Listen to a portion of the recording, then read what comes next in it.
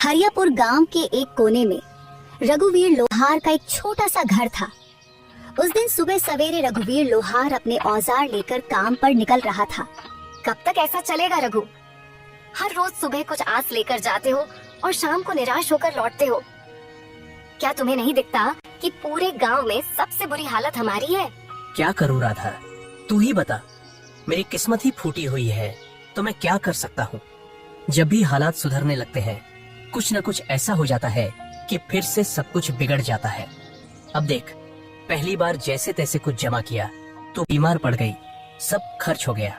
फिर रतन के पैर में वो गहरी चोट, पूरा इलाज करवाने में फिर से सब कुछ खत्म हो गया। तभी 10 साल का रतन दौड़ता हुआ आया और उसकी मासूम आंखों में भूख थी पर मन में कुछ कहने की हिम्मत भी। पिताजी, मेरे मन में कई दिनों से अच्छा खाना खाने की इच्छा हो रही है। हमारे घर में दूसरों की तरह पकवान क्यों नहीं बनते? रघुवीर की आंखें नम हो गई। तू चिंता मत कर बेटा, हमारे दिन भी जरूर बदलेंगे। एक वक्त आएगा जब हम लोग दूसरों से भी अच्छे पकवान बनाएंगे, फिर तेरा जो दिल करेगा वही खाएंगे। लेकिन पिताजी, एक बात बोलूं? जब पड़ोस की ताई अम्मा के घर से पकवानों की खुशबू आती है ना, तो मैं तो खींचा चला जाता हूँ। एक दिन चला भी गया था, लेकिन उन्होंने मुझे देखते ही खाना छुपा लिया और कहा, यहाँ मत आ, भाग जा यहाँ से। तो मैं वापस आ गया। राधा की आंखों से आंसू बहने लगे।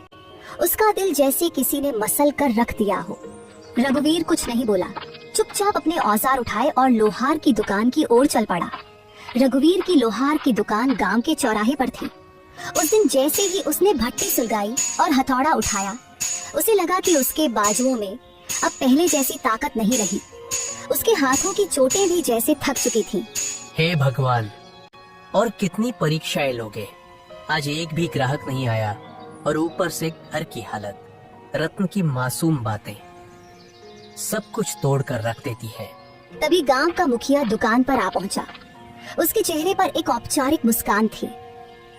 हाँ रघुवीर, क्या हुआ? आज तुम्हारे हाथों में पहले जैसा जोर नहीं दिख रहा। क्या बात है? मन कुछ बोझिल लग रहा है, क्यों? हाँ मुखिया जी, अब आप तो सब जानते हैं, फिर भी पूछते हैं। मेरा परिवार बहुत बड़ी आर्थिक तंगी में है। मेहनत तो बहुत करता हूँ, लेकिन हाथों में किस्मत नहीं है। मुखिया चुप रहा, लेकिन तभी बगल से बाली आ गया। गांव का वो आदमी जिसे दूसरों के दुख में भी मजा आता था। मुखिया जी, मैं तो कहता हूँ कि इस रघुवीर को गांव से निकाल देना चाहिए। उसकी मनहूस छाया धीरे धीरे पूरे गांव में फैल रही है। कहते हैं कुछ लोग ऐसे होते हैं जिन पर काल की छाया होती है और जो पूरे गांव को बर्बाद कर सकते हैं। मुखिया पहले चौंका, फिर हंसने लगा। बाली भी हंसने लगा। अरे बाली, तू भी ना चल, छोड़ इसे, चल यहाँ से। दोनों रघुवीर की हालत पर हंसे और चले गए। रघुवीर वहीं बैठा रहा, आंखें आसमान की ओर उठाए। हे भगवान, क्या मैंने अपनी तकदीर खुद लिखी थी? क्या मैंने किसी का बुरा किया है? कभी चोरी, कभी बेईमानी, मैंने कुछ बुरा नहीं किया। फिर मेरे ऊपर यह दुख क्यों आया है? क्यों?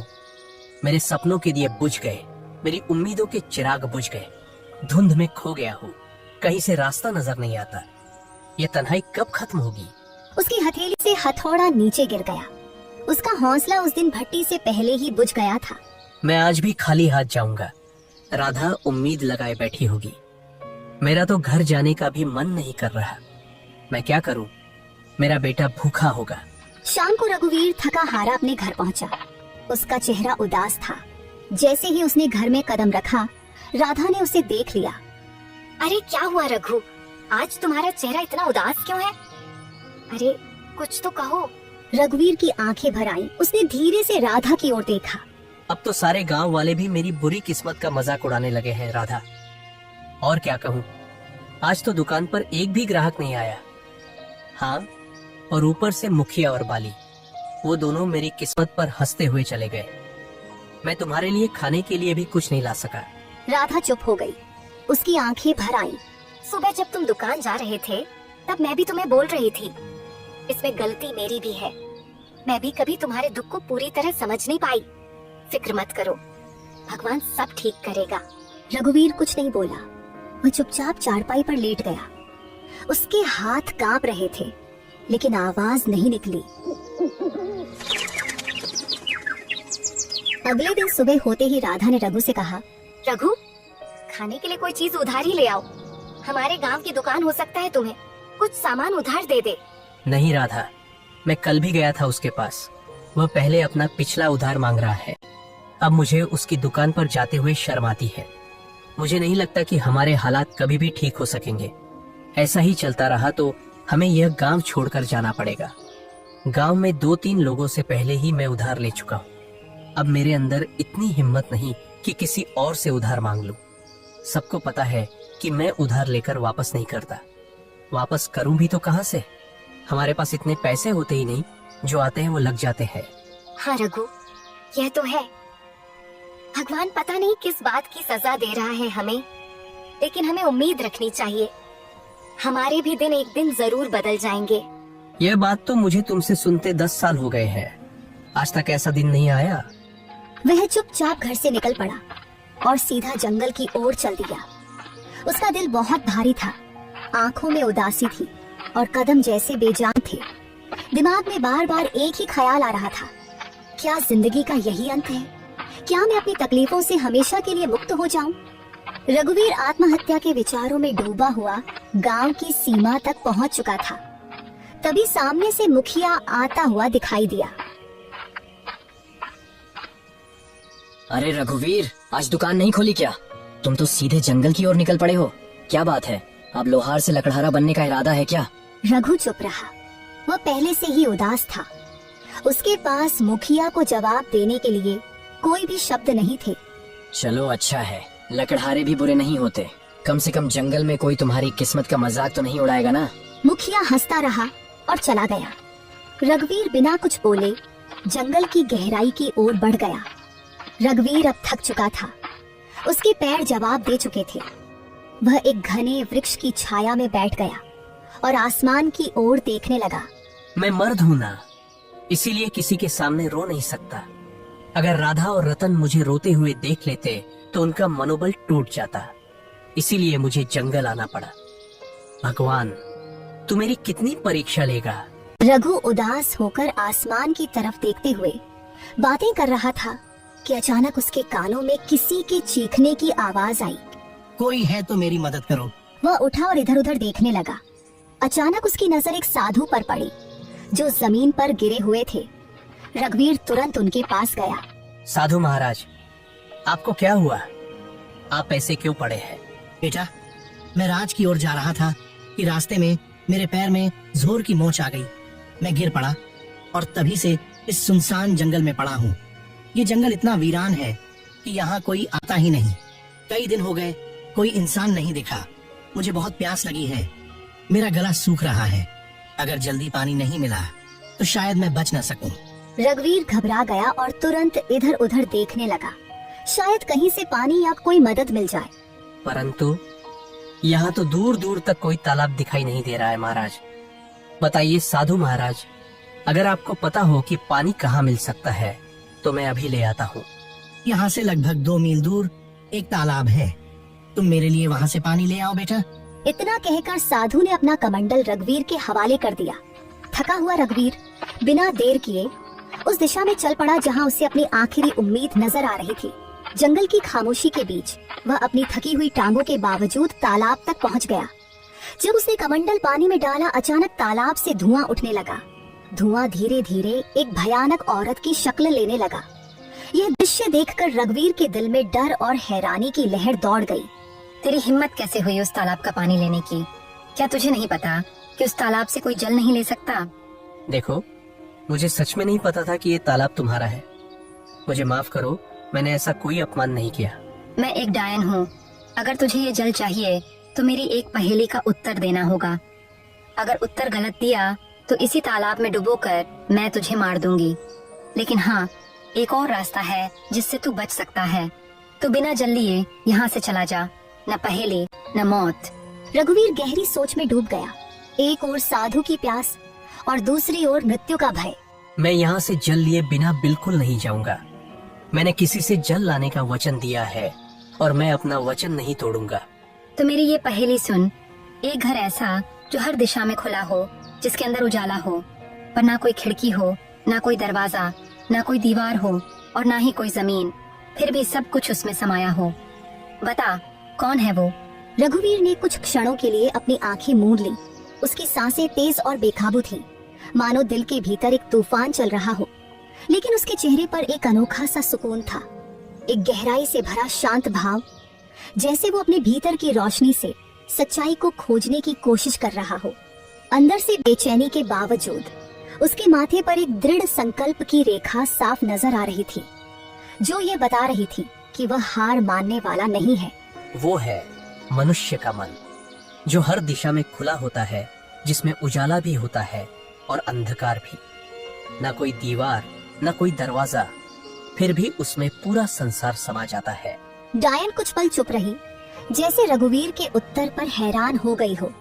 फिर अचानक वह जोर से हंसने लगी, एक ऐसी हंसी जिसमें हैरानी, गुस्सा और शायद थोड़ी सी खुशी भी छुपी हुई थी। तू पहला योगी है जिसने मेरी पहेली का सही उत्तर दिया है। जा, जितना जल चाहिए ले जा। आज तुझसे मिलकर मुझे प्रसन्नता हुई।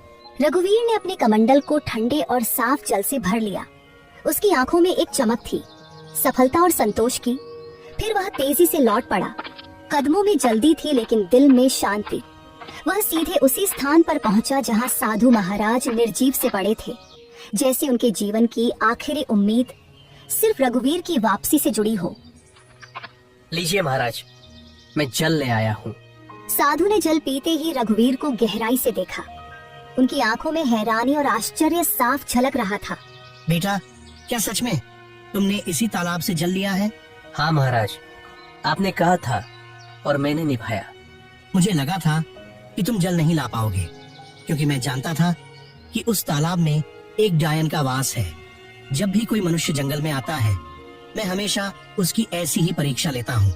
अक्सर मैंने देखा है कि वह मनुष्य डायन के डर से भाग जाता है, लेकिन तुम पहले मनुष्य हो जिसने उस डायन की पहेली को हल किया और मेरे लिए जल लेकर आए हो। इतना कहकर साधु ने अपनी आंखें बंद की और कुछ मंत्र पढ़ने लगे। तभी वहाँ रंग बिरंगी किरणों के साथ एक सुंदर हिरण प्रकट हो गया। तूने मेरी मदद की है, इसीलिए मैं तुझे यह भेंट देना चाहता हूँ।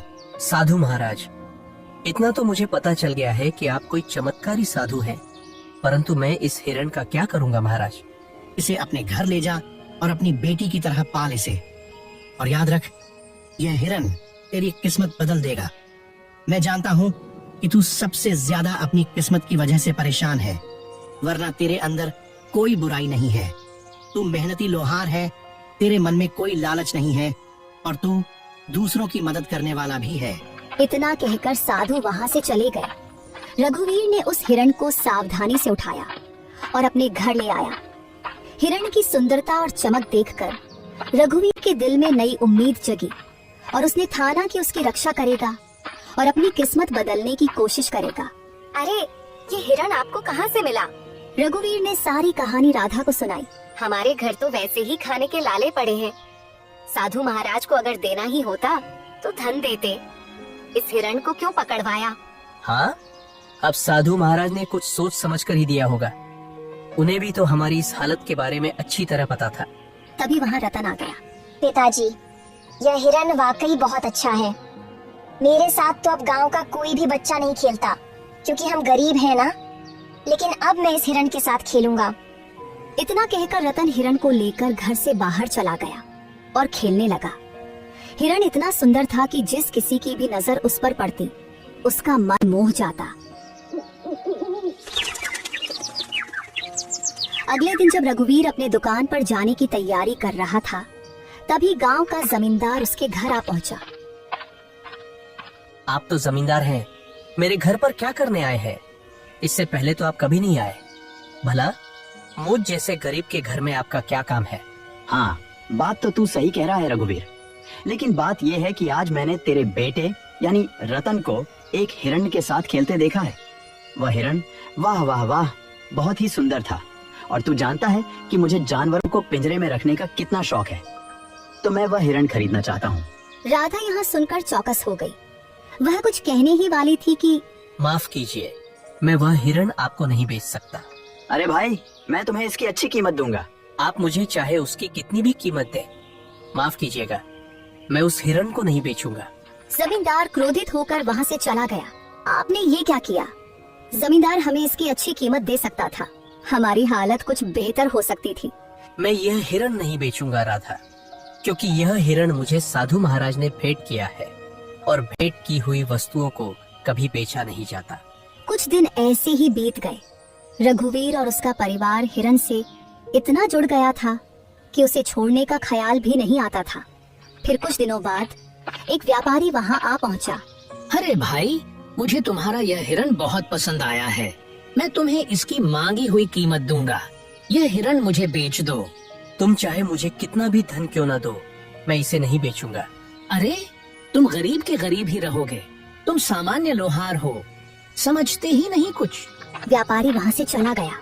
राधा रघुवीर पर गुस्सा हो गई। जब से ये हिरण आया है तब से हमारा खर्चा और बढ़ गया है। पहले जमींदार को लौटा दिया और अब व्यापारी को भी मना कर दिया। क्यों नहीं बेचा इसे? राधा, न जाने क्यों मुझे इस हिरण से अब एक खास लगाव हो गया है। और वैसे भी साधु महाराज ने कहा था कि इसे अपनी बेटी की तरह पालना। अब ये मेरी बेटी जैसा है, और भला कोई अपनी बेटी आपको मांगी हुई कीमत पर बेचता है क्या? खुद सोचो ना। राधा यह सुनकर चुप हो गई और नम आंखों से मुस्कुराने लगी। धीरे धीरे वह हिरण उनके परिवार का हिस्सा बन गया। वहीं किशोरनगर के राजमहल में उदासी छाई हुई थी। राजा विक्रम अपनी 20 वर्षीय पुत्री चंद्रलेखा को देख रहे थे, जो बेहोशी की स्थिति में थी। उनके बगल में राजगुरु थे। राजगुरु, क्या मेरी पुत्री ठीक हो पाएगी? मैंने राज्य के बड़े बड़े वैद्यों को दिखाया, लेकिन कोई फायदा नहीं हुआ। महाराज, आपकी पुत्री को एक विचित्र बीमारी है। इसका इलाज शंभू है, लेकिन वह अत्यंत दुर्लभ है। तो फिर जल्दी से बताइए ना गुरुजी, इलाज क्या है? ध्यान से सुनिए। एक मायावी हिरण का आंसू और एक गरीब मनुष्य का आंसू, जब ये दोनों एक साथ मिलेंगे तो वे एक दिव्य पुष्प में बदल जाएंगे। उस पुष्प को राजकुमारी के शरीर पर स्पर्श कराना होगा, तभी वे स्वस्थ हो पाएंगी। तो फिर बताइए, वह मायावी हिरण कहाँ मिलेगा? मैं उसे किसी भी कीमत पर ढूंढ लाऊंगा। और गरीब की बात तो कीजिए ही मत। हमारे राज्य में गरीबों की कोई कमी नहीं है। आपने पूरी बात सुनी नहीं महाराज। अगर किसी गरीब को जबरदस्ती रुलाया गया तो वह आंसू व्यर्थ होगा। दोनों को अपने आप दिल से रोना होगा, तभी वह पुष्प प्रकट होगा। तो फिर क्या? तुम्हें पता है राजगुरु की वह हिरण इस समय किसके पास है? हाँ महाराज, मैंने साधना के दौरान यह देखा है। वह मायावी हिरण हरियापुर गांव के एक लोहार के पास है। राजा विक्रम अपने मंत्री जगन्नाथ और 2 सिपाहियों के साथ हरियापुर की ओर रवाना हुए। कुछ ही देर में वे हरियापुर पहुँचे। वहाँ गांव का मुखिया दौड़ता हुआ आया। हमारे तो भाग्य ही खुल गए। राजा विक्रम पधारे हैं। मुझे तुम्हारी बातें सुनने में कोई दिलचस्पी नहीं है। बस इतना बताओ, क्या इस गांव में कोई लोहार रहता है जिसके पास एक हिरण है? हाँ महाराज, रघुवीर लोहार है। पूरे गांव को पता है कि उसके पास एक हिरण है, और वह हिरण किसी को देता भी नहीं है, क्योंकि वह अत्यंत सुंदर है। मुखिया राजा विक्रम को लेकर रघुवीर के घर की ओर चल पड़ा। मंत्री, 2 सिपाही और स्वयं राजा को देखकर रघुवीर चौंक गया। क्यों? क्या तुम्हारे पास कोई हिरण है? और क्या वह मायावी भी है? प्रणाम महाराज। प्रणाम। हाँ महाराज, मेरे पास एक हिरण है, लेकिन मुझे नहीं पता कि वह मायावी है या साधारण। मेरे लिए तो वह मेरे बेटे जैसा है। वह हिरण तुम्हें कहाँ से मिला? एक साधु महाराज ने मुझे यह हिरण भेंट किया था महाराज। समझ गया। उस साधु ने तुम्हें एक मायावी हिरण दिया है। चलो, मैं उसे खरीदना चाहता हूँ। क्षमा कीजिए महाराज, मैं इसे बेचना नहीं चाहता और बेच भी नहीं सकता। महाराज, यह इतना ही मूर्ख है कि जमींदार ने भी इसे खरीदने की कोशिश की, मगर उसने नहीं बेचा। हमारे गांव का सबसे बड़ा व्यापारी महंगी कीमत देने आया, लेकिन फिर भी वह नहीं बिका, और अब उसने आपको भी मना कर दिया है। उसकी हिम्मत तो देखिए। देखो लोहार, मुझे उस हिरण की बहुत जरूरत है। मैं तुम्हें उसकी महंगी कीमत दूंगा, समझ रहे हो ना? महाराज, मैं नहीं दूंगा, क्षमा कीजिए। मैं तुम्हें आधा राज सूप दूंगा, बस मुझे वह हिरण दे दो। नहीं महाराज, अगर आप मुझे पूरा राज भी दे दें, तब भी मैं उसे आपको नहीं दूंगा। क्षमा करें। सिपाहियों, इस लोहार को बंदी बना दो और उस हिरण को पकड़कर महल में ले आओ। चलो। सिपाहियों ने रघुवीर और हिरण दोनों को पकड़कर महाराज के सामने पेश किया। कैसा लग रहा है अब मूर्ख? मैं तुम्हें आधा राज्य देने को तैयार था और तुमने इनकार कर दिया। अब मैं तुम्हें उस हिरण को बिल्कुल नहीं दूंगा। आखिरी बार देख ले इसे, मूर्ख कहीं के। महाराज, मैं जानता हूँ कि आप जो निर्णय लेते हैं उस पर अडिग रहते हैं। बस आपसे मेरी एक विनती है, मैं अपने इस हिरण को एक बार गले लगाना चाहता हूँ। मैंने इसे अपने बेटे जैसा चाहा है। जा, तुम्हें इतनी मोहब्बत है तो जा गले लगा ले इसे। रघुवीर ने दौड़कर उस हिरण को गले लगा लिया। दोनों की आंखों से आंसू बहने लगे और जैसे ही वे आंसू धरती पर गिरे, वहाँ एक नीला फूल खिल गया। महाराज, यही वह फूल है जो आपकी पुत्री को ठीक कर सकता है। राजा विक्रम दौड़कर फूल लेकर अपनी पुत्री के कमरे में गए।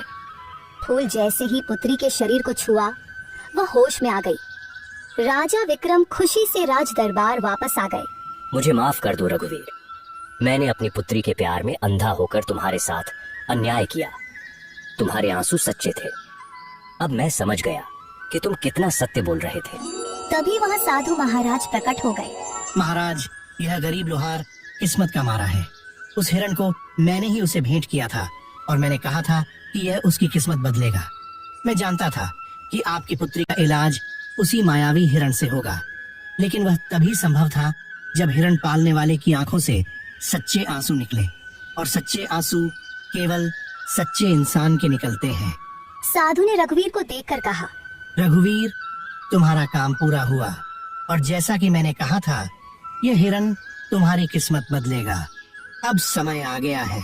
रघुवीर, हम तुम्हें बहुत सा सोना देते हैं। तुम्हारी वजह से हमारी पुत्री ठीक हो गई है। हम तुम्हारा यह एहसान कभी नहीं भूलेंगे। महाराज, आपकी मेहरबानी है, लेकिन कृपया करके मुझे यह न दे। नहीं नहीं नहीं रघुवीर, यह भेंट है और भेंट को कभी ठुकराते नहीं। आज से तुम मेरे राजमहल में मेरे सलाहकार बनकर रहोगे और मेरे खजाने की रिक्शा का काम तुम्हारे कंधों पर होगा। तुम सच्चे इंसान हो, और हाँ, जिस गांव में तुम रहते हो, आज से तुम उस गांव के जमींदार हो। वह पूरा गांव अब तुम्हारा होगा। रघुवीर पूरी दौलत लेकर अपने घर वापसी की राह पर निकला, जो उसकी मेहनत, ईमानदारी और सच्चाई का अनमोल इनाम था। इस तरह एक सामान्य लोहार अपनी मेहनत और प्यार की वजह से अपनी किस्मत बदलने में कामयाब हो गया। उसका जीवन अब पहले से कहीं ज्यादा खुशहाल और सफल था, और वह अपने गांव के लिए एक मिसाल बन गया।